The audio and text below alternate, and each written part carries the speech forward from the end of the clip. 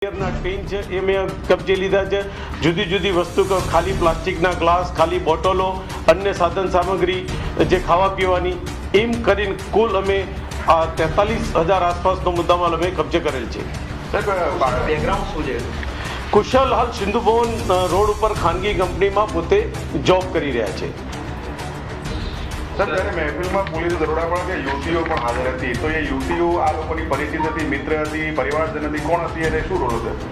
યુવતીઓ હાજર હતીની જે વાત હતી, ફરિયાદમાં કોઈને આ જ્યારે બીના પડી તો કેટલીક બહેનો નીચે જે હતી જે ફ્લેટમાં એ ઉપર જતી રહેલી, પણ જ્યારે તપાસમાં આવી કોઈ હકીકત નથી એટલે આ 16 માણસો વિરુદ્ધ ગુનો દાખલ કરવામાં આવેલ છે. સર, ગઈકાલે જે વિડીયો સામે આવ્યા જેમાં યુવતીઓની હાજરી ધાબા ઉપર પ્રસ્થાપિત થાય છે, પોલીસ હવે પહેલા પહોંચી હતી કે પોલીસ પહોંચી તે પહેલાથી જ એ મહિલાઓ ધાબા ઉપર હાજર હતી અને જ્યારે વિડીયોગ્રાફી થતી તો એ સમયે તમને વિરોધ કેમ ન કર્યો? એ જે હકીકત આપ જે જણાવી રહ્યા છો એ તપાસનો વિષય છે, પણ અમારી પાસે જે હકીકત હતી અને અમે જે તપાસ કરી એમાં કોઈ પણ બેને કંઈ કેફી પીણું પીધું હોય કે તેમની કોઈ હાજરી હોય કે પાછળથી ઉપર જતી રહેતા પોલીસના ગયા પહેલાં હોબાળો થતા, કારણ કે ત્યાં ખૂબ ડીજેને વાગી રહ્યું હતું અને એ પ્રમાણે અવાજના હિસાબે એ લોકો ત્યાં પહોંચ્યા હોય, પણ અમારી તપાસમાં કે એવું જણાઈ આવેલ નથી.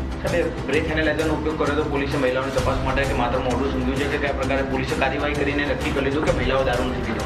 કેફી પીણું એવું છે કે તમે પીધું હોય તેનું મોં સૂંઘવાથી તરત જ ખ્યાલ આવી જતો હોય છે અને પોલીસે પાકી ખાતરી કર્યા પછી જે લોકોએ આ પીણું પીધું હતું તેમના વિરુદ્ધ કાર્યવાહી કરેલ છે. તો મહિલાઓનો કોઈ બ્લડ રિપોર્ટ કે મેડિકલ રિપોર્ટ કરવામાં આવ્યો હતો? ના, કારણ કે એ લોકોના ગુનામાં અટક જ નથી કર્યા, તેમનો બ્લડ રિપોર્ટ કે એવું કરવામાં આવેલ નથી.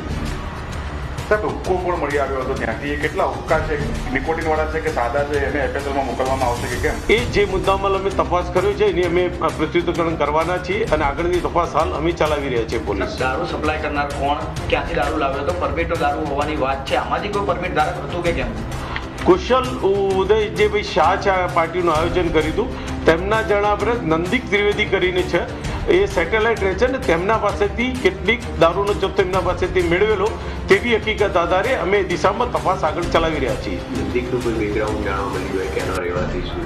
નંદિક હાલ પકડવાનો બાકી છે, એનું બેકગ્રાઉન્ડની અમે તપાસ કરી રહ્યા છીએ અને એ પણ હાલ એક તપાસનો વિષય છે કે કેવું તેમનું બેકગ્રાઉન્ડ છે અને અમે તપાસ કરી રહ્યા છીએ. સાહેબ, પકડાયેલા આરોપીઓમાંથી કોઈ નામચીન વ્યક્તિ અથવા તો અન્ય કોઈ જાણકાર વ્યક્તિ